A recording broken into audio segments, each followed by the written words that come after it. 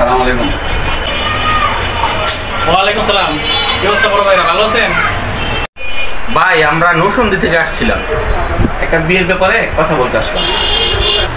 ও আচ্ছা আচ্ছা আচ্ছা, বুঝতে পারছি। হ্যাঁ বলেন, সমস্যা নাই। ভাই মানুষের মুখে আপনার অনেক কথাই শুনছি, আপনার কথাগুলো শুনে খুব ভালো লাগছে, এই জন্যই আপনাকে দেখতে আসছি। আচ্ছা ভাই, আপনি আসলে কি কাজ করেন? আমি আচ্ছা আচ্ছা, আমাদের উপজেলা একটা স্বাস্থ্য কমপ্লেক্স আছে না, এনে 3 বছর একটা না। ও, এখানে আপনি 3 বছর জব করছেন? এখন আপনি কি করেন?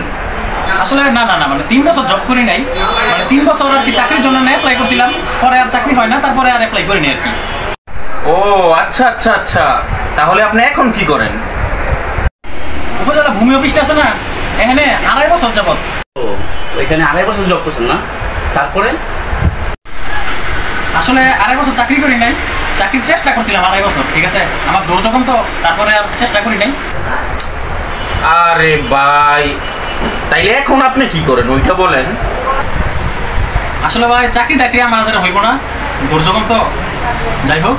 তারপরে আপনার আমাদের কালীগঞ্জে একটা 5তলা শপিং মল হয়েছে, তো এখানে 10 লক্ষ টাকা অ্যাডভান্স দিয়ে দোকান নিতে হয়, সেই ব্যবসা।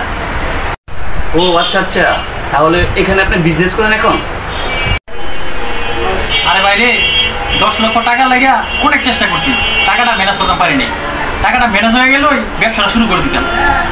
দৌড়বি, আমরা তো বেকার। আরে না, বেকারের কাছে মাইয়া বিয়ে দিতাম না।